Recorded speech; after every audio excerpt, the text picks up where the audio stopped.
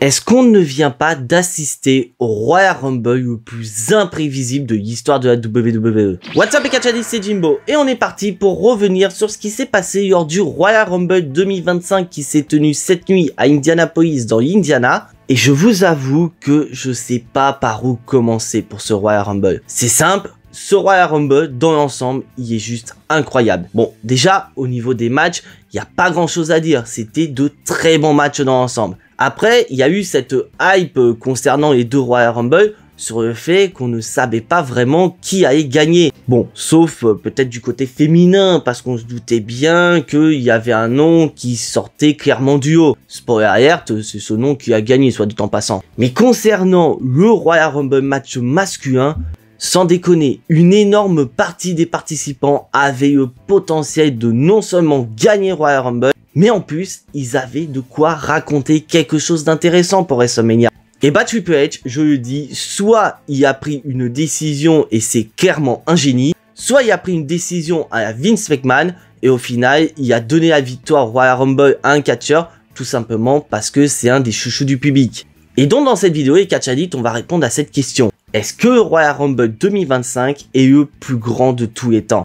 Et c'est parti les catchadits pour répondre à cette question. Et ce Royal Rumble 2025 va commencer de la plus belle des manières puisqu'on va commencer directement sur les chapeaux de roue avec le Royal Rumble match féminin qui va commencer de la plus belle des manières également avec une confrontation opposant Io Sky à Liv Morgan. Putain, Liv Morgan, la pauvre, certes l'année dernière elle a été numéro 30, mais il y a 2 ans elle a été numéro 2. Donc est-ce que ça voudra dire que pour une fois en tant que numéro 2 elle va rester jusqu'au bout? Spoiler alert, pas du tout. On va avoir un moment assez gênant, surtout concernant Lyra Valkyria, parce que la pauvre, elle va retrouver son haut détaché, mais bon, plus de peur que de mal, ça va rapidement être corrigé. Comme on s'y attendait pour ce Royal Rumble, on va avoir des catcheuses de NXT qui vont faire un petit coucou.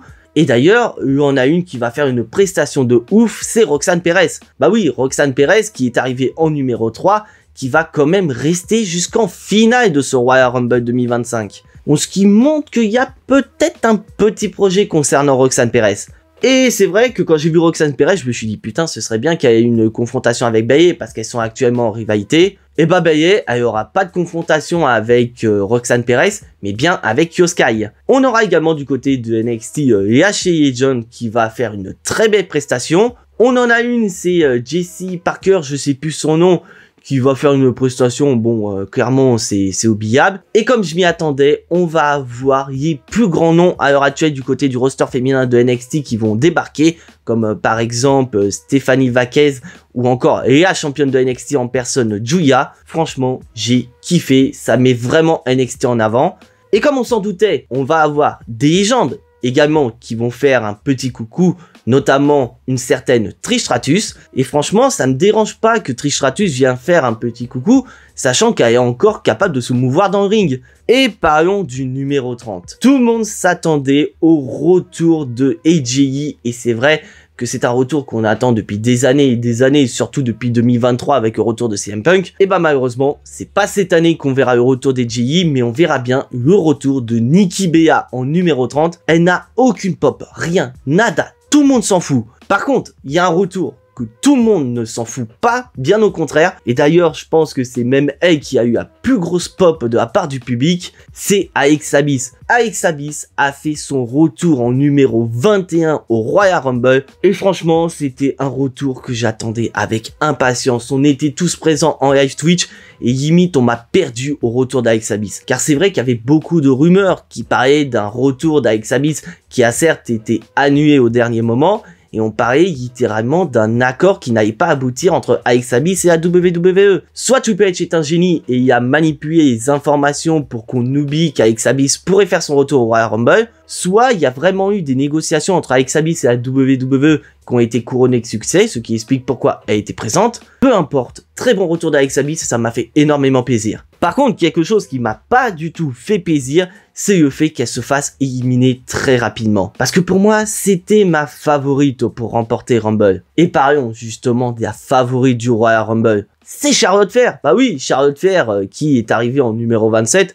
Et clairement, c'est à ce moment-là où j'ai totalement déconnecté et je savais très bien que c'était elle qui allait gagner Rumble. Déjà, rien qu'à son entrée, elle a une entrée complète, elle a les feux d'artifice, elle prend tout son temps, donc ça montre que c'est clairement la grande favorite pour remporter Rumble. Alors que clairement, il y avait des noms qui auraient pu gagner Rumble, comme par exemple Io Sky, ou encore Bianca Belair, ou même mieux et Catchadit, Jordynne Grace. Oui, Jordynne Grace a fait officiellement ses débuts à la WWE au Royal Rumble et elle a montré qu'elle a un énorme potentiel parce qu'elle va quand même faire une épreuve de force totalement dingue contre Piper Niven. Donc pour moi, ça m'aurait pas dérangé que Jordynne Grace remporte le Rumble et qu'elle aille pourquoi pas affronter Rhea Ripley à WrestleMania. Mais non, apparemment la WWE avait d'autres idées en tête et l'idée en tête c'était clairement donner Royal Rumble à Charlotte Flair. Parce que parlons quand même de la finale, parce que comme j'ai dit précédemment, Roxanne Perez est restée jusqu'en finale de ce Royal Rumble 2025. Et c'est justement contre Charlotte Flair. Donc clairement, on se doutait bien que plus le ring allait se vider et que Charlotte Flair restait présente dans le ring,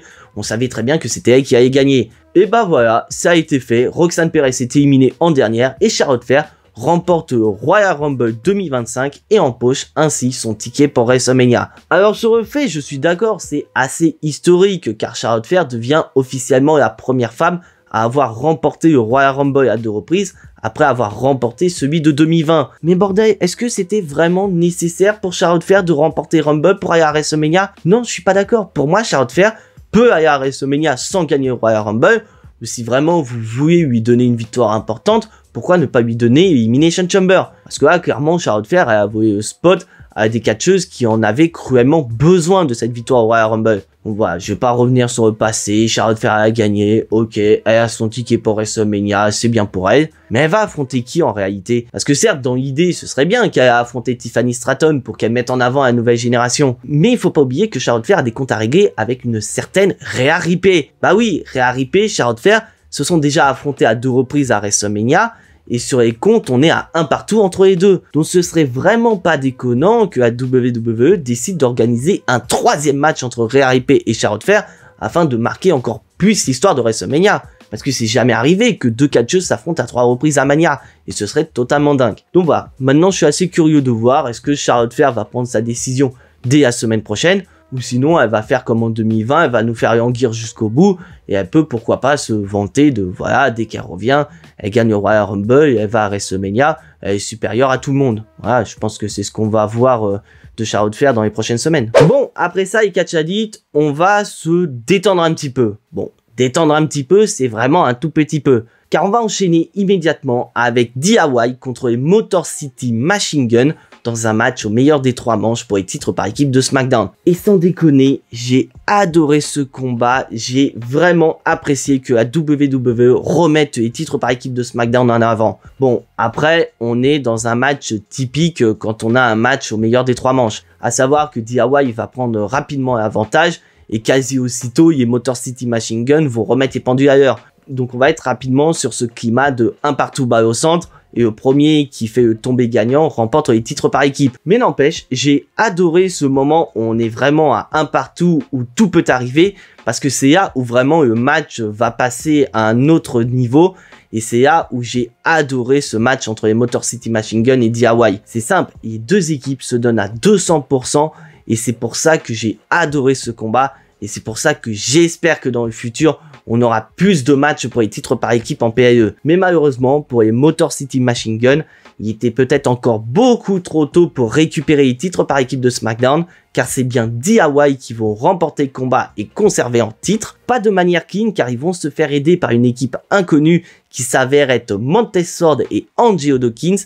qui vont s'en prendre aux Motor City Machine Gun. Mais pas que les Catchadit, car après le combat, les Street Profits vont s'en prendre à DIY, et ils vont clairement montrer leur volonté de se lancer pour la course au titre par équipe et peut-être pourquoi pas le gagner. Donc ça voudrait dire que d'ici les prochaines semaines, on pourrait avoir une rivalité entre DIY et Street Profits et franchement ça me dérange absolument pas, bien au contraire, je veux voir cette rivalité où on pourrait peut-être pourquoi pas aller dans un match triple menace en rajoutant les Motor City Machine Gun dans l'équation car c'est vrai que d'une certaine manière, ils se sont fait un peu voler le match par les Street Profits. Donc quoi qu'il en soit, très bon combat, j'ai adoré le retour des Street Profits, parce que c'est vrai que je commençais un petit peu à m'inquiéter pour Montez-Ford et Angelo Dawkins, car on les voyait pas ces derniers temps du côté de SmackDown, et apparemment, ils auraient fait un retour en tant que heel. Franchement, je suis curieux de voir ça et je veux voir davantage les titres par équipe défendus en PAE. Et maintenant, les Catchadit, on va passer au match que je pense qu'on attendait le plus en dehors des 2 Royal Rumble matchs.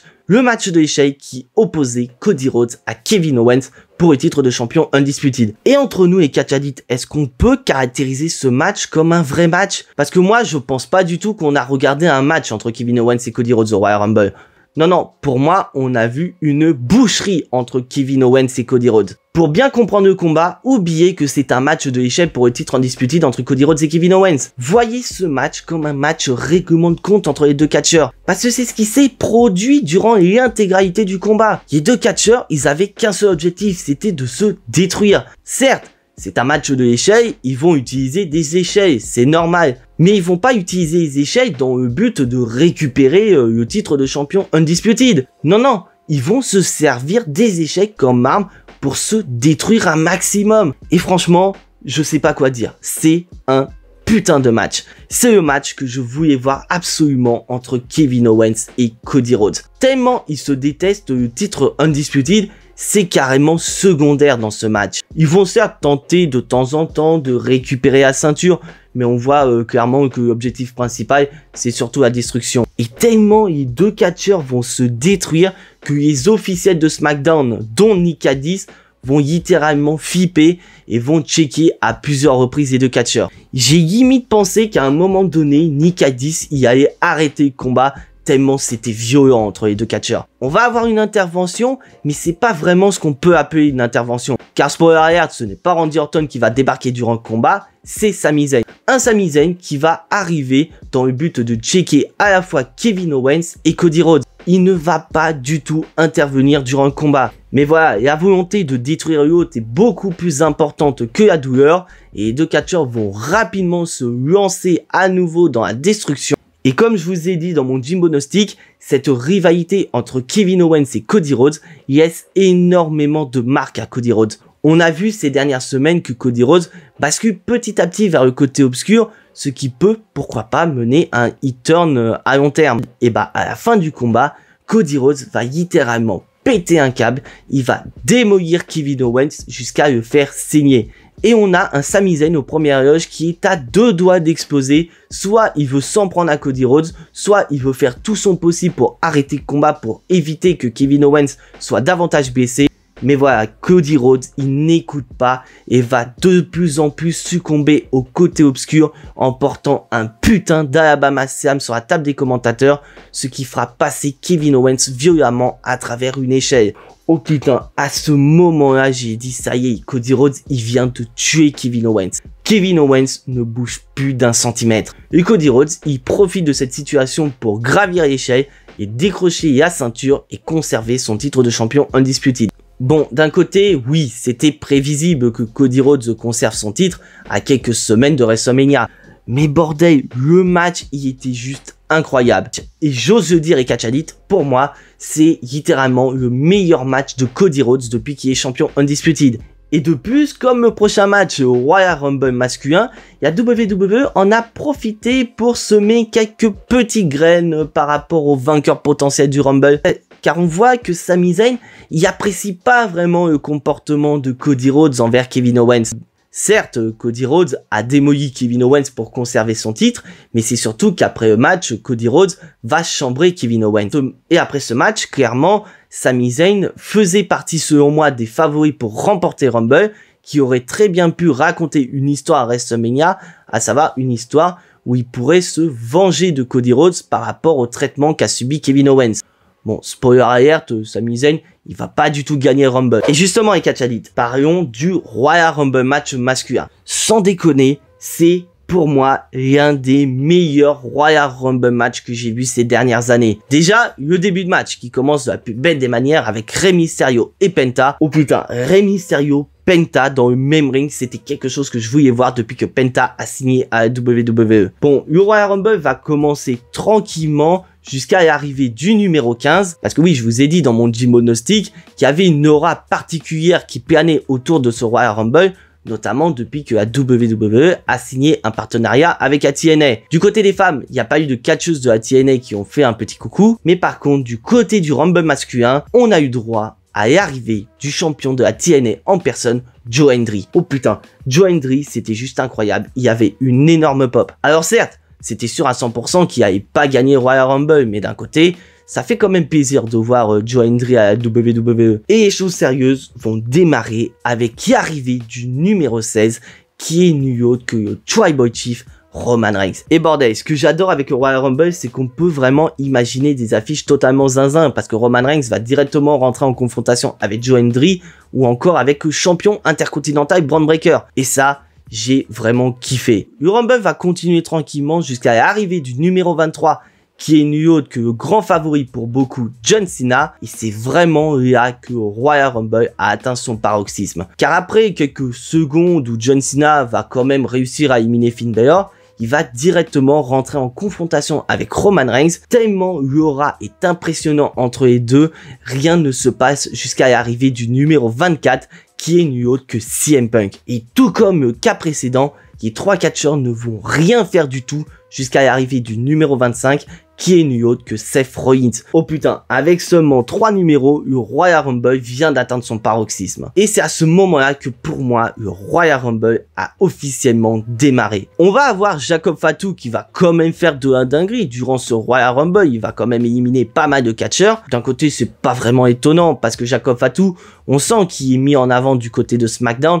Donc c'était assez normal qu'il fasse une très belle prestation au Royal Rumble et surtout qu'il va avoir une confrontation avec Roman Reigns et j'ose le dire et catch addict, pour moi on va avoir une confrontation entre Jacob Fatu et Roman Reigns dans l'année 2025 et peut-être pourquoi pas dans un tribal combat. Au niveau des apparitions, on va plus avoir vraiment de surprise avec notamment le numéro 30 qui est Logan Paul, mais ça va gagner en intensité à un moment donné où tout le monde va porter des prises de finition et il restera plus que Roman Reigns et Seth Rollins debout dans le ring. Oh putain, Roman Reigns qui regarde Seth Rollins, franchement j'avais la chair de poule. Putain, quand j'ai vu ce plan de Roman Reigns qui regarde Seth Rollins, clairement, tu sentais la haine du Tribal Chief envers le visionnaire. Parce qu'il faut pas oublier que si Roman Reigns n'est plus le champion Undisputed, c'est en partie à cause de Seth Rollins qui a joué son rôle de bouclier pour Cody Rhodes. Et cette haine va pousser les deux catcheurs à tenter de s'éliminer, mais c'est sans compter l'opportunisme d'un certain CM Punk qui va réussir à éliminer Seth Rollins et Roman Reigns. Et là, je me suis dit, putain, ça se trouve,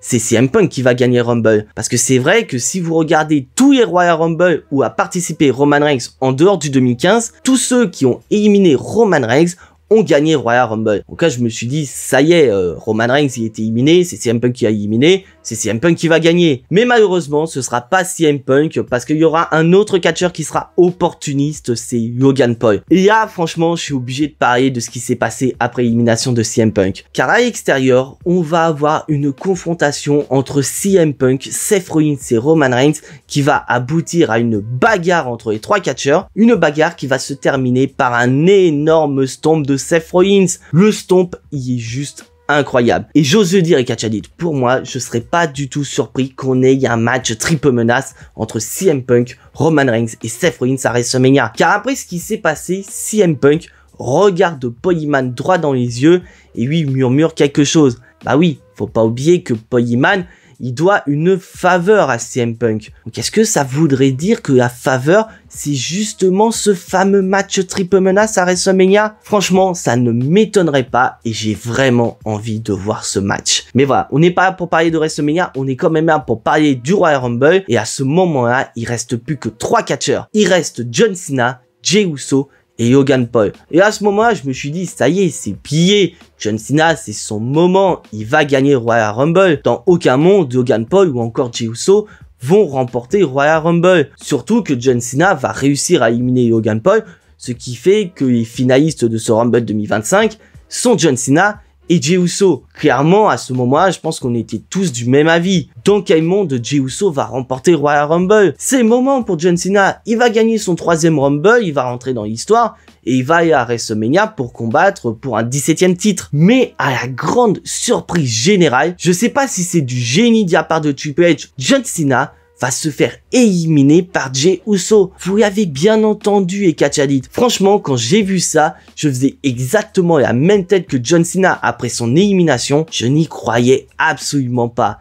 Jey Uso vient probablement d'avoir la plus grande victoire de sa carrière en remportant le Royal Rumble 2025, obtenant par la même occasion un match de championnat dans le main event de WrestleMania 41. Je sais pas pour vous les Catch Addicts, mais moi, j'y croyais absolument pas. Et j'y crois absolument pas, même encore. Voir Jey Uso remporter Royal Rumble, dans quel monde on allait voir ça? Je suis d'accord que ce Royal Rumble match masculin était clairement difficile à pronostiquer. Mais sans déconner, qui aurait imaginé que Jey Uso allait remporter Royal Rumble? Personne, je suis entièrement d'accord avec vous. Pour beaucoup, c'était soit John Cena, Roman Reigns, CM Punk, Seth Rollins ou encore Drew McIntyre qui allait remporter le Royal Rumble 2025. Ou peut-être pourquoi pas Sami Zayn par rapport à ce qui s'est passé lors du match précédent. Voire même The Rock qui aurait pu pourquoi pas rentrer en numéro 30. Mais dans aucun monde, Jey Uso vainqueur du Royal Rumble 2025. Donc est-ce que c'est un coup de génie de la part de Triple H parce que c'est vrai que d'un autre côté,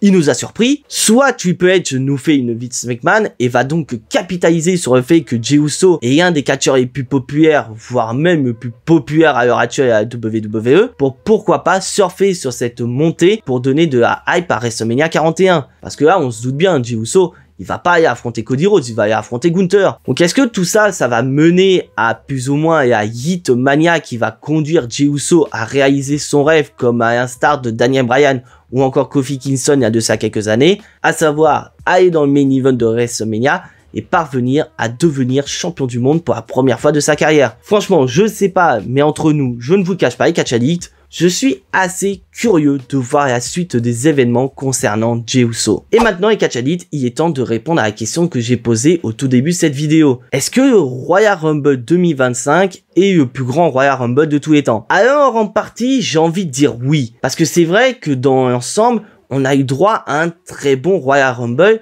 avec des résultats qui nous a quand même surpris. Bon, des résultats surprenants, c'est surtout Royal Rumble match masculin, parce que c'est vrai qu'avec Hercule, le Royal Rumble féminin était clairement prévisible, et on se doutait bien que Charlotte Flair allait repartir avec la victoire. Mais c'est vrai qu'on avait quand même cet aspect imprévisible jusqu'au bout, que ce soit du côté du Rumble féminin ou encore du côté masculin. Mais c'est vrai que je pense que tout ce qu'on va retenir principalement de ce Royal Rumble, c'est certes la victoire de Jey Uso que personne ne s'attendait à voir. Donc c'est vraiment avec tout ça que pour moi, je peux le dire avec honnêteté, Catch Addict, pour moi, le Royal Rumble 2025 est le plus grand Royal Rumble de tous les temps. Et maintenant, c'est à vous les Catch Addicts. Dites-moi ce que vous avez pensé de ce Royal Rumble 2025 dans l'espace des commentaires. Est-ce que vous êtes étonné de la victoire de Charlotte Flair, mais je pense qu'entre nous, c'est très loin d'être le cas. Mais surtout, est-ce que vous êtes surpris de la victoire de Jey Uso dans le Rumble match masculin? Et bien sûr, si vous n'êtes pas encore abonné à la chaîne, vous savez ce qu'il vous reste à faire après avoir vu cette vidéo.